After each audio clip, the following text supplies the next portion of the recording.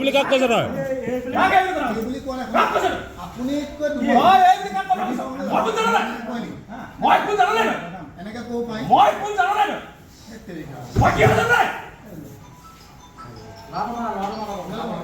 Nonsense! বাহিৰা বিভাগটো লিখিবা নাজানো কি কৈছো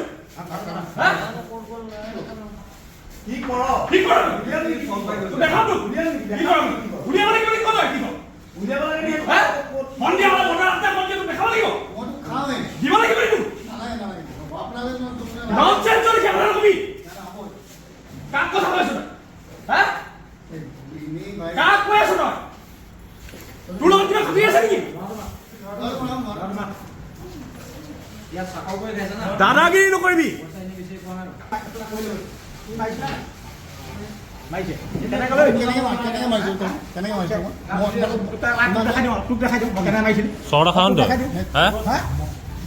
চব দেখাব লাগিব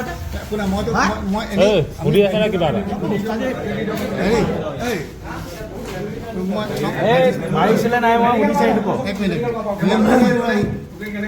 এইবিলাক মোৰ ল'ৰা খেলা ল'ৰা কাই লাভ নাই আমাৰহে ল'ৰা আমি এতিয়া আমাৰ ল'ৰা হৈ গ'ল নেকি মাৰিছিলে মাৰিছিলে নাই মই মাৰিছিলে নে হাত তুলিছিলে চকু মাৰি চকু চলচলীয়া হৈ আছে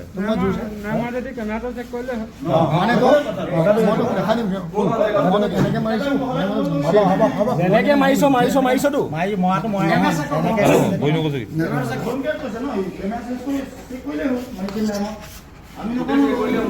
আচ্ছা দে এতিয়া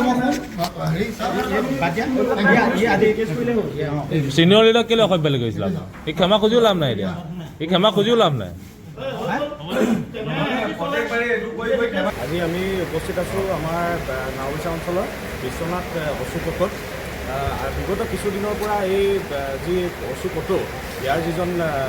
GM সেই GM মানে জেনেৰেল মেনেজাৰজনে ইয়াৰ বিভিন্ন কৰ্মচাৰী বিভিন্ন সময়ত বিভিন্ন দাবী ধমকি দি অহা আমি আমাৰ দৃষ্টিগোচৰ হৈছিল বিভিন্ন সময়ত আমি তেনেকুৱা ধৰণৰ খবৰবিলাক পাইছিলোঁ আজি এই মাধুৰ্য হাজৰিকা নামৰ এজন কৰ্মচাৰী অতি নিম্ন মানদণ্ডৰ তেখেতে টাইলছ লগোৱা পাছত 2-3 টুকুৰা টাইলছ এৰাই যোৱাৰ ফলতে এটি অতি সাধাৰণ কথাত এই মাধুৰ্য হাজৰিকা নামৰ কৰ্মচাৰীজনক